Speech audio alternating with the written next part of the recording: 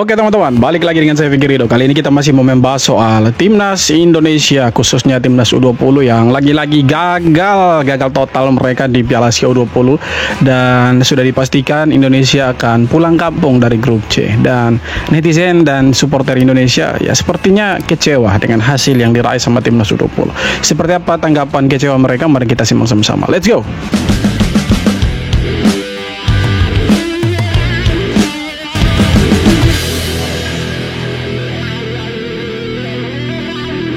Nggak apa-apa gagal Piala Asia, yang penting juara AFF. Iya, itu kata supporter kemarin sore untuk menutupi kegagalan Indra Sapri. Narasinya, nggak apa-apa gagal Piala Asia, yang penting punya gelar Piala AFF. Ya, ada 3 Piala AFF, 1 SEA Games. Iya, kenapa supporter kemarin sore itu bisa bernarasi begitu? Yang pertama, pikiran mereka tuh nggak waras tentang sepak bola, nggak waras sepak bola. Atau alasan yang kedua, mereka itu baru nonton timnas itu dari zaman Covid 2021. Makanya mereka mendewa-dewakan nih gelar Piala AFF. Tapi giliran sekarang coba nih ya, kebantai Iran 3-0, kebantai Uzbek 3-1. Timnas lagi dipermalukan di media-media Asia. Kemana mereka? Masuk goa, masuk goa. Supporter kemarin sore itu bersembunyi di goa. Mereka malu. Nah, kalau lagi butuh sesuatu tentu harus keluar dari goa kan? Nggak mungkin selamanya di goa. Nah, begitu ditanya, apa menjawab mereka? Ya itu, nggak apa-apa gagal Piala Asia, yang penting juara AFF. Sebenarnya ya juara AFF sah-sah saja, tapi jangan terlalu mendewa-dewakan AFF juga gitu kan. Karena ya oke, kita boleh 1000 kali juara AFF, tapi harusnya kita juga bisa bersaing di level Asia kan.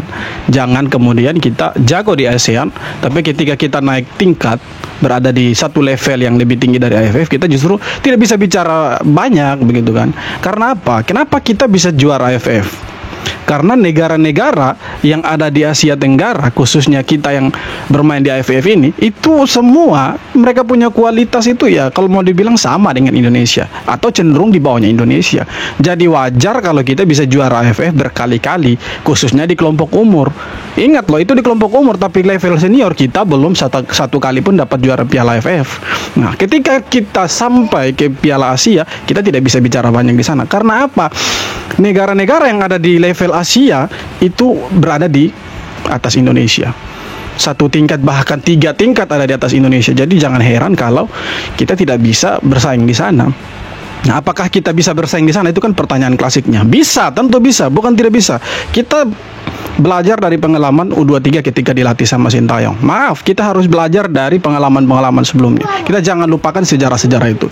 Kita bisa bicara banyak di sana kalau pelatih dan pemainnya paham apa yang harus mereka lakukan di sana. Pasti kita bisa bersaing. Buktinya apa? U23 sampai semifinalis.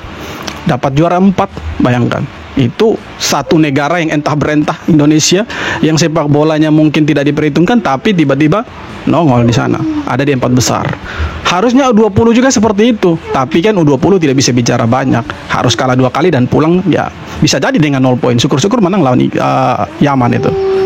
Timnas U20 memang butuh pelatih yang lebih fresh lagi. Bukan cuma soal taktik, tapi juga soal mental bertanding. Alasan simpan tenaga rasanya kurang tepat. Apalagi ini ajang besar yang jauh levelnya di atas turnamen Piala Ciki. Padahal persiapan sudah sangat matang. Tim asuhan Coach Indra Sapri ini menjalani banyak training center di luar negeri. Iya, betul. Di markas Como, lanjut ke turnamen koloni Prancis, di Korea Selatan, Jepang, hingga akhirnya ikut mini turnamen di Sidoarjo. Tapi sayangnya, ketika masuk ke ajang resmi seperti Piala Asia, 2 kekalahan beruntun timnas U20 membuat peluang lolos tertutup. Sudah waktunya ada pembaruan di kursi pelatih karena pencapaian Coach Indra terlihat masih mentok di level ASEAN.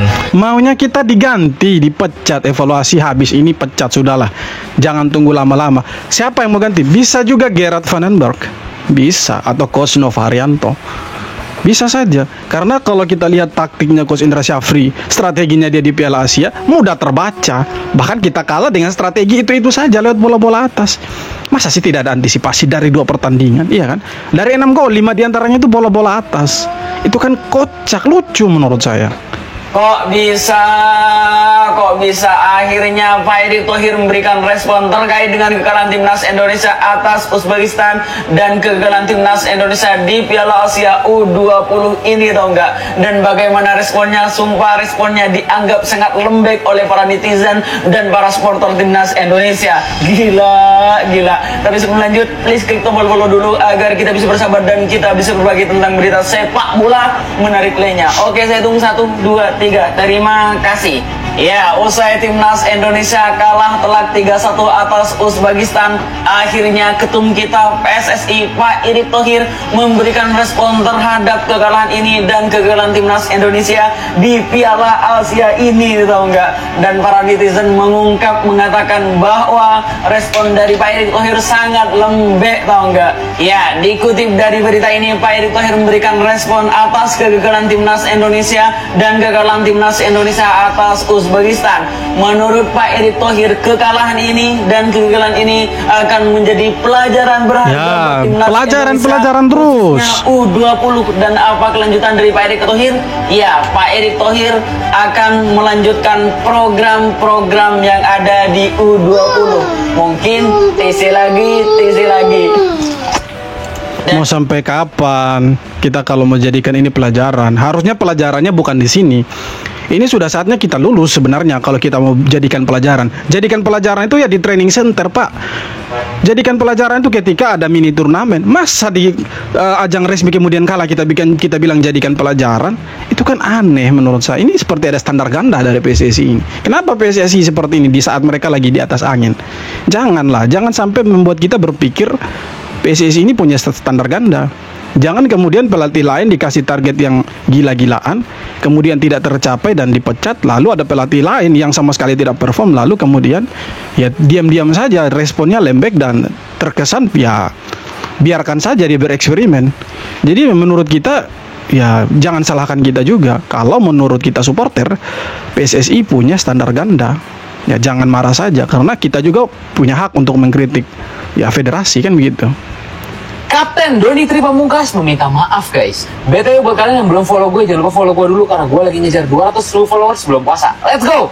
Oke, jadi Kapten Timnas U20 nih ya, Doni Tri Pamungkas meminta maaf ke para fans ya, kepada publik nih atas performa dari Timnas U20 yang bisa dibilang sangat-sangat apa ya, sangat-sangat jauh dari ekspektasi lah ya, apa ekspektasi kita aja yang berlebihan ya. Coach Indra Syafri memiliki target untuk lolos ke Piala Dunia U20 guys. Dia bahkan sempat bilang kalau ya nggak asing dengan Uzbekistan dan siap bawa timnas U20 bangkit. Tapi nyatanya tidak banyak perubahan dan timnas kita pun harus kalah juga dari Uzbekistan dengan skor 3-1. Ngomongin tinggi badan, kita jelas-jelas nggak kalah sih sama Uzbekistan. Ya, tidak kalah. Mereka juga pendek-pendek kok. Sundulan pun, ya kan, itu nggak melebihi tinggi pemain yang menjaga. Dari klasmen, timnas kita sama Yaman nih 2 sama-sama poinnya 0. Udah dipastikan lolos grup aja enggak, apalagi mikirin Piala Dunia. Atas dasar performa yang buruk di Piala Asia U20, kapten kita Doni Tri Pamungkas meminta maaf ya mewakili seluruh pemain timnas Indonesia U20 dan mengatakan lawan Yaman nanti akan masih berusaha maksimal dan berharap bisa menang. Coba kalian komen apa aja sih sebenarnya yang harus dibenahi. Ya kita apresiasi dulu semangat juang mereka ketika mereka lawan Uzbekistan dan mereka sempat cetak 1 gol kan. Ya kita apresiasi itu dan semangat juang mereka juga untuk lawan Yaman ya kita harus apresiasi dan kita dukung. Tapi begini, ini semua harusnya yang bertanggung jawab itu Coach Indra Syafri. Menurut saya dialah orang yang paling bertanggung jawab atas kekalahan timnas dan performa buruk timnas di Piala Asia U20. Karena kalau kita lihat ya memang strateginya tidak berjalan.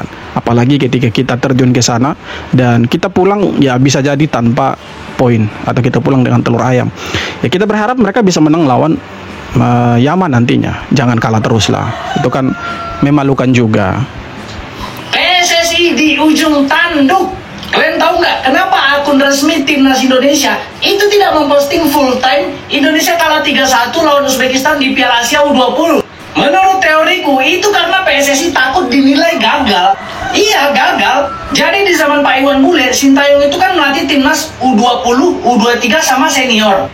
Nah, habis Piala Asia, waktu itu di mana timnas Indonesia yang dilatih Sintayong menahan imbang Uzbeknya Kusanov, PSSI memutuskan U20 itu dikasihkan ke Indra Safri. Sementara STY latih senior dan U23. Jadi U20 ini TEC kemana-mana, ke luar negeri, ke Prancis, ke Jepang, ke Korea. Itu program PSSI-nya saat ini yang menunjuk Indra Safri untuk jadi pelatih U20 ya PSSI saat ini. Jadi ketika timnas gagal, kalah dari Uzbek 3-1, kalah dari Iran 3-0, yang gagal PSSI saat ini. Makanya PSSI dalam tekanan, mereka di ujung tanduk. Satu yang ditakutkan oleh pecinta bola adalah laga melawan Australia. Seandainya laga ini kalah, PSSI akan habis dikritik. Karena satu programnya udah gagal total. Jadi bisa dibilang, pertarungan melawan Australia di bulan Maret itu adalah penentuan nasib dari PSSI. Kalau kalah, PSSI akan kehilangan trust, kehilangan kepercayaan masyarakat sepak bola Indonesia. Betul. Nah, kita berharap Indonesia lawan Australia menang karena tujuan kita kan melihat timnas kita ada di Piala Dunia. Tapi kalau misalkan Indonesia kalah nanti lawan Australia, ya yang paling bertanggung jawab itu PSSI karena mereka yang memecat pelatih Sintayong. Dan pertanyaannya, apakah kalau misalkan Indonesia terus-menerus mendapatkan hasil buruk sejauh ini, misalkan nanti di kualifikasi Piala Dunia kita dapat hasil buruk, apakah harus ganti pelatih? Harus ganti pelatih. Dan siapa pelatihnya? Kembalikan Sintayong. Kenapa? Karena Sintayong yang mengerti dan paham tim yang sudah dia bangun dari nol. Saya kira seperti itu, teman-teman. Ada yang punya pendapat sama dengan saya? Tulis di kolom komentar. Profesional tingkat tinggi. Potret dua pelatih yang sama-sama pernah memulangkan negaranya sendiri di Piala Asia. Tidak begitu konsepnya. Kalau Coach Sintayong pernah memulangkan negaranya karena satu prestasi, tapi kalau Coach Indra Syafri memulangkan negaranya sendiri karena ya 0 poin, tidak bisa bersaing. Jangan disamakan. Memang sama-sama memulangkan, tapi ya ada latar belakang yang berbeda itu. Jadi mungkin teman-teman semua juga udah tahu akun Football Nation ya. Mungkin sebagian besar udah tahu karena mungkin suka bola. Cuma di Wakanda timnas kelompok umur dituntut hasil, timnas umur tempat proses, timnas senior tempatnya. Coba kita dengar. Bola apa gimana? Pasti tahu ya. Jadi di sini gua akan menanggapi komen dari Football Nice nih. Coba. Komenannya. Cuma di Wakanda timnas kelompok umur dituntut hasil. Timnas umur tempatnya proses. Yes. Timnas senior tempatnya hasil. Di sini akan gua tanggapin komen daripada Football Noise ini. Kasih paham, Bang. Yang Lanjut. pertama, TC di markas Como, Italia. Yes, 1. Yang kedua, turnamen Toulon di Prancis. 2. Yang ketiga, mini tour di Korea Selatan yang sebenarnya Seoul Earth Arms. Yang 3. keempat ada TC di Jepang. 4. Yang kelima ada mini tour di Sidoarjo atau Mandiri Umur 20 Challenge Series. 5 kali. Oke. Sebetulnya kalau kita berbicara menuntut untuk juara ataupun tidak, enggak lah, setidaknya dari TC, dari turnamen ada dong Ya, itu cerdas abang ini. Taktikal, cara umpan, cara passing, cara semualah.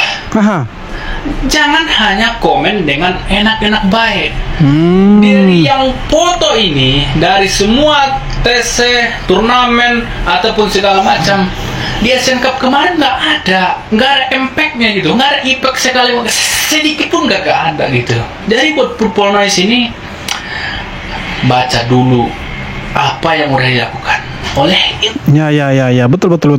Setuju saya. Maksudnya setelah sekian perjalanan panjang, sekian lamanya kita ke luar negeri mengambil ilmu, training center atau dalam bahasa Indonesianya pemusatan latihan, harusnya kan ada sesuatu di Piala Asia. Karena ini kita pemusatan latihannya itu lumayan lama.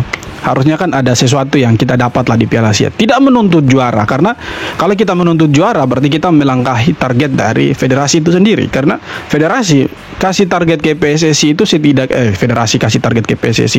maksudnya federasi kasih target ke Indra Syafri itu sampai semifinal. Kenapa sampai semifinal? Kalau sampai Indonesia masuk ke semifinal, maka Indonesia bisa ke Piala Dunia U20 di Chile. Tapi kan gagal di situ. Nah, itu yang kita kritik. Kenapa permainannya jelek sekali, tidak terarah dan strateginya pokoknya mudah terbaca lah. Itu yang menjadi bahan kritikannya kita. Bukan berarti kita meminta juara atau ya ketika kita mengkritik Indra Syafri, PSSI kita membenci mereka. Tidak, kita lebih kepada sayang dengan federasi, sayang dengan sepak bola kita supaya mereka membuat sepak bola kita lebih maju lagi. Itu saja sebenarnya, tidak ada yang lain lagi. Jadi gini guys, gue agak aneh dengan Coach Indra Syafri ini. Ketika menang dia selalu sujud syukur, namun ketika kalah dia tidak sujud syukur. Padahal menang dan kalah itu merupakan bagian dari takdir Tuhan yang Maha Kuasa. Bisa. Allah. Menangnya disyukuri, kalahnya disyukuri. Seolah-olah kok Coach ini cuma mensyukuri ketika menang doang. Coba dong sekali-sekali pas kalah sujud syukur gitu. Ya, kita harus bersyukur dalam segala keadaan gitu kan. Mau kalah, mau menang, kita harus tetap bersyukur. Ya mungkin kita tidak lihat Coach Indra sujud syukur ketika timnas kalah. Mungkin kita tidak lihat, tapi kembali lagi bukan itu porsinya, bukan itu yang menjadi target utamanya, tetapi bagaimana mereka bermain di lapangan.